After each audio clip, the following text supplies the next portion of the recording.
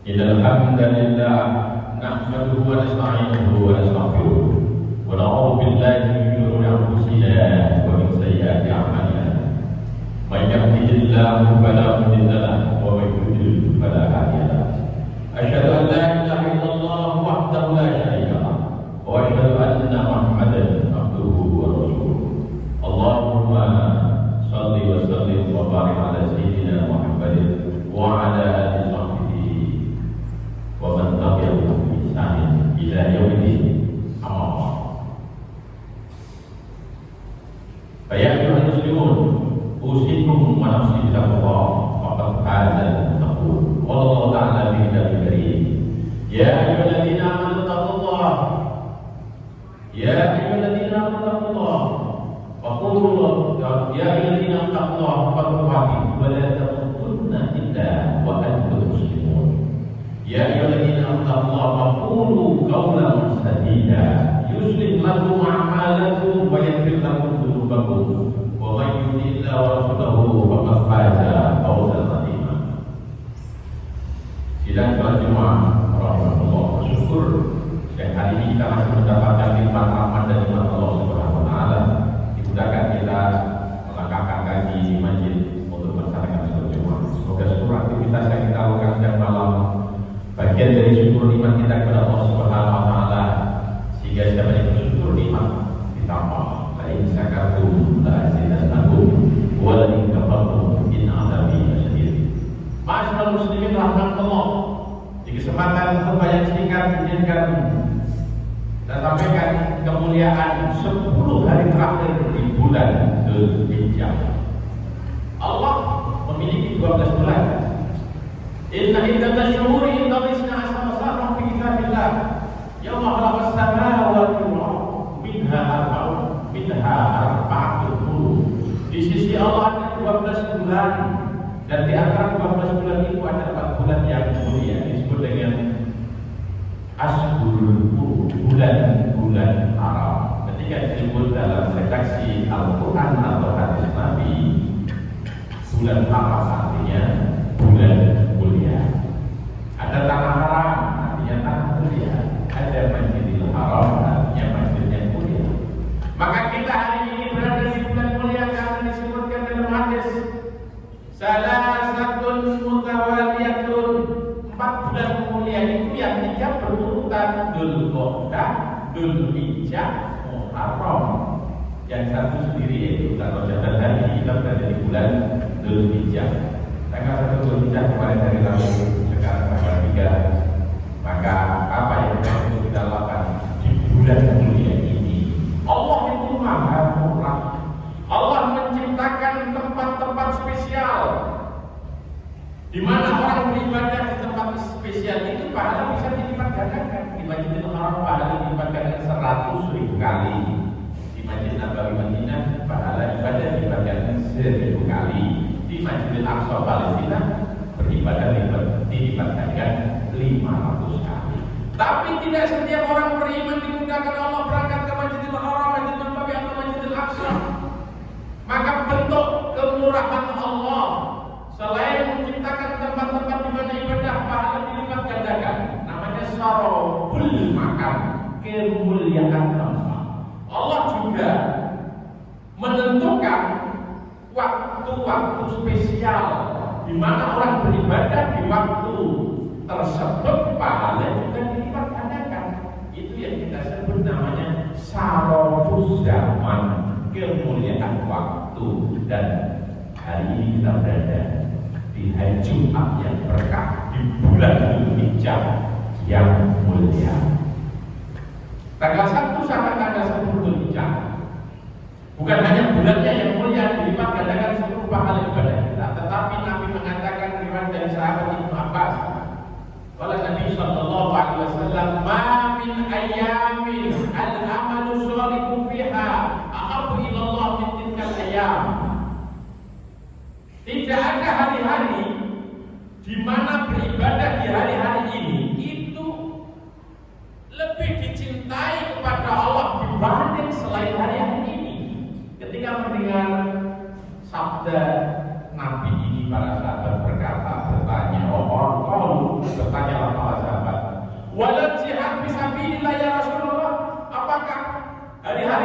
mana ibadah di hari-hari tersebut tidak ada yang mengalahkan, tidak ada yang lebih dicintai pada Allah. Bahkan tidak bisa mengalahkan jihad fisabilillah.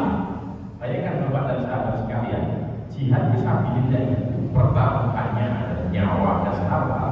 Dan apa jawaban Nabi ketika ditanya wal jihad fisabilillah, apakah juga tidak bisa mengalahkan pahala jihad fisabilillah? Jawaban Nabi, walal jihad fisabilillah. Betul, bahkan pahala ibadah di 1 sampai 10 hari Dzulhijjah ini tidak bisa mengalahkan pahala jihad fisabilillah. Masih lebih mulia ibadah di 10 hari pertama Dzulhijjah, kecuali illa rajulun kharaja binafsihi wa malihi wa lam yarji min dzalika bisairi. Satu-satunya yang bisa mengalahkan besarnya pahala 10 hari pertama Dzulhijjah adalah orang yang jihad fisabilillah, tapi dengan syarat dia keluar dengan dirinya, keluar perang fisabilillah dengan dirinya, binafsi, wa mali dan hartanya.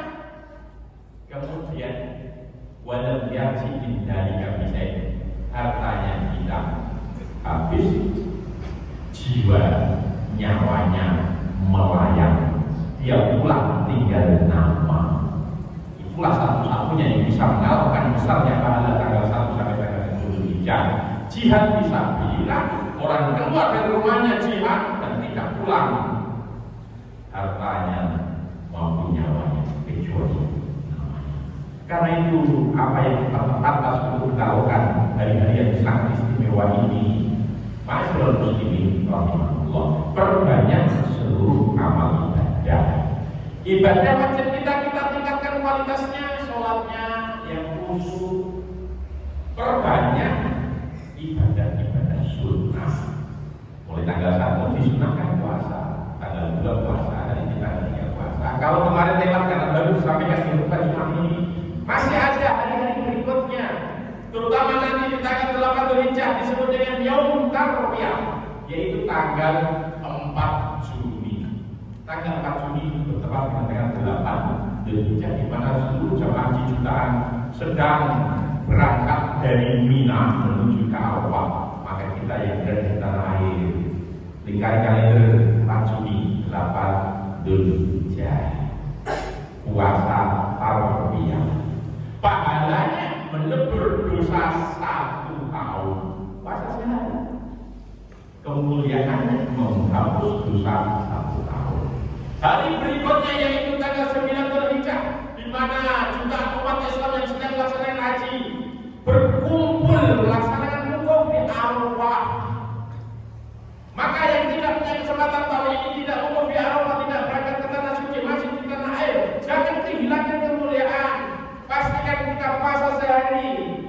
Disebutkan begini Nabi Muhammad yaumi Arafah. Siapa yang mau puasa 1 hari di hari Arafah tanggal 9 Dzulhijjah, kalender kita 5 Juni, puasa sehari, niat puasa Arafah, maka disebut oleh baginda Nabi itu melebur dosa 2 tahun. 1 tahun yang lewat dan 1 tahun yang akan datang. Kalau sudah disampaikan betapa mulianya puasa tanggal 8 Dzulhijjah, tanggal 9 Dzulhijjah, Tarwiyah dan Arafah, apakah kita tidak memanfaatkan momentum yang luar biasa itu? Maka inilah kesempatan baik, mumpung hari-hari ini pahala berlipat ganda. Bapak Ibu dan rahimahullah yang berbahagia, maka begitu kita sudah puasa tanggal 8 ini sampai tanggal 9 Arafah, tanggal 9 Dzulhijjah itu kita melaksanakan sholat Idul Adha. Maka siapa yang punya kelepasan rezeki, mulai sekarang cari di balik korban, boleh rombongan di masjid mushola langgan 7 orang sebeli 1 kerbau. Kalau 1 orang 1 kambing. Nabi bersabda, "Mangkana lahu sa'atun wa lam yudhhi fala yaqrabanna mushola."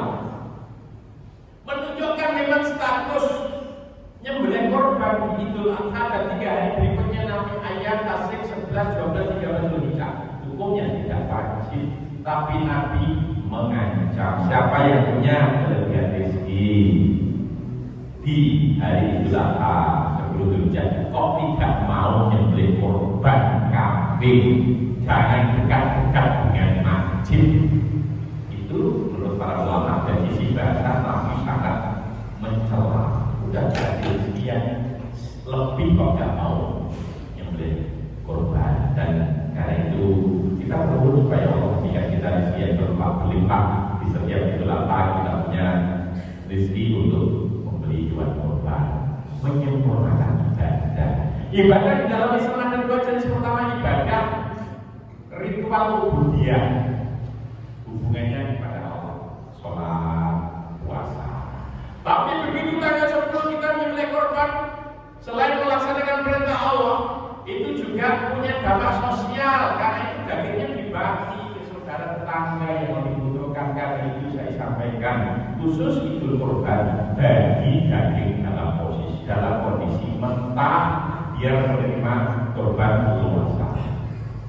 Kita bersyukur hanya diperintahkan oleh kambing. Gak kebayang kalau kita Nabi Ibrahim sudah usia lanjut tak punya keturunan, berdoa Rabbi habli minas sholihin, ya Allah anugerahkan padaku anak laki-laki yang sholih. Berdoa bukan sehari-hari, bertahun-tahun, belasan puluhan tahun Nabi Ibrahim berdoa kepada Allah, ya Allah anugerahkan padaku anak laki-laki yang sholih. Dikasihlah anak namanya Ismail. Begitu bayi perintah turun, tinggalkan istri dan anakmu yang masih bayi, kau lanjutkan dakwah. Pergi ke Palestina memerangi Raja Namrud. Dan begitu hanya tugas itu sudah selesai, dia pulang. Baru ketemu berapa hari sama anaknya yang sekian tahun ditinggal. Sementara Nabi Ibrahim tidur, turun wahyu perintah dari langit, sembelih anakmu. Ini perintah dari Allah. Dan Nabi Ibrahim sebagai seorang ayah yang penuh cinta kasih dan menyayangi kepada Inna Ibrahim ala awwalul halim. Ya itu Nabi Ibrahim seorang ayah, seorang suami yang penuh cinta dan kasih sayang, selalu tersenyum, perhatian, tidak pernah makan sendirian kecuali nyari teman. Dan hari ini dapat perintah nyembelih seorang anak. Tapi ini perintah. Allah ingin menguji seberapa besar cintamu Ibrahim kepadaku atau kepada keluargamu. Nabi Ibrahim menjawab, cintamu kepadamu ya Allah bisa dikalahkan oleh siapapun. Cintaku kepada harta, cintaku kepada keluarga, cintaku kepada istri, cintaku kepada anak, dan bisa mengalahkan cintaku kepada Allah. Menguji. Baik, kalau begitu sembelih anak. Dan apa yang terjadi Bapak dan sahabat sekalian, sementara anaknya masih tidur, ditepuk-tepuk dengan penuh cinta dan kasih sayang, wahai ananda, tadi malam ayah terima wahyu suruh menyembelih kamu, bagaimana pendapat? Lihatlah hebatnya seorang ayah yang namanya Ibrahim. Harusnya perintah dari langit itu kalau pengen diselesaikan, ditunaikan, dilaksanakan, jangan minta musyawarah sama anak yang mau anaknya masih tidur di kamar, segera pergi ke dapur, ambil pedang yang tajam, sementara anaknya tidur langsung selesai. Perintah terlaksana dengan sempurna. Tapi kali itu yang terjadi, kita tidak mendapatkan pendidikan rumah tangga, namanya parenting. Pendidikan terbaik itu pendidikan dalam rumah tangga, bukan di sekolah-sekolah yang mahal, bukan kampus-kampus yang tinggi. Maka Nabi Ibrahim mengajar kepada kita semua. Bahkan untuk urusan perintah Allah dari langit pun, kalau itu terkait dengan keluarga, ajak musyawarah. Ya bunayya inni ara fil manami anni atba'uka. Tadi malam aku mimpi disuruh Allah menyembelihmu. Fandur madza tara. Bagaimana pendapatmu? Dan di luar dugaan banyak orang tua, anaknya menjawab dengan penuh santun. Ditanya mau disembelih ayahnya, jawabnya, wahai ayah anda, ya abadi, if'al ma tu'mar, satajiduni insyaallah minas sabirin ya Allah. Laksanakan apa yang telah diperintahkan Allah kepadamu. Kamu pastikan bagian dari orang yang sabar. Betapa indahnya keluarga di mana ayahnya punya iman yang kuat, apapun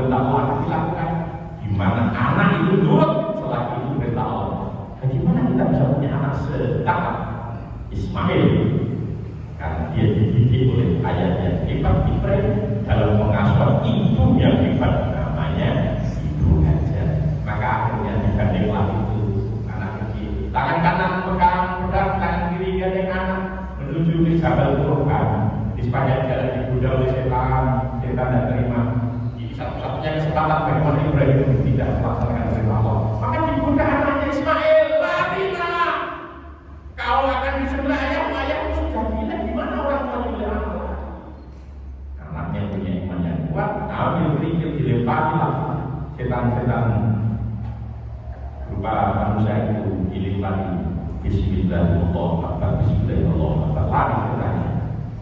Sekarang dia kedua yang digoda istrinya Hajar, segera selamatkan anakmu, suamimu juga gila. Gimana ceritanya seorang ayah bisa jadi anak?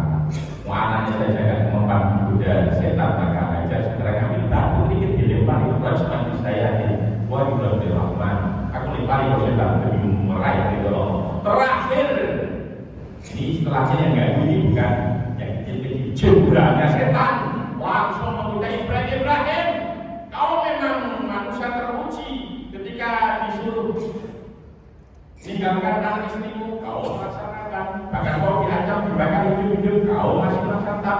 Giliran kali ini aku ingatkan, sekarang Tuhanmu sudah gak layak disembah. Gimana ceritanya kau melindungi anak laki-laki yang soleh dan sekarang kau dikasih dan suruhnya boleh tinggalkan Tuhanmu. Langsung Nabi Ibrahim melempari setan itu dan batu.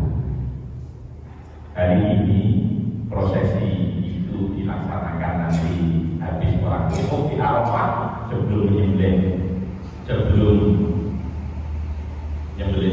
di Mina itu di Musdalifah mengulang di Mina melewati pulang terus lakukan. Maka inilah pendidikan yang baik untuk urusan langit. Kita harus bermusyawarah sama keluarga. Apalagi kalau hanya soal pendidikan, stadilan itu aja musyawarah. Nah, supaya semua yang dilakukan itu atas pilihan-pilihan. Bersyukur kita hanya disuruh nyembelih kambing. Enggak banyak kalau kita disuruh nyembelih anak.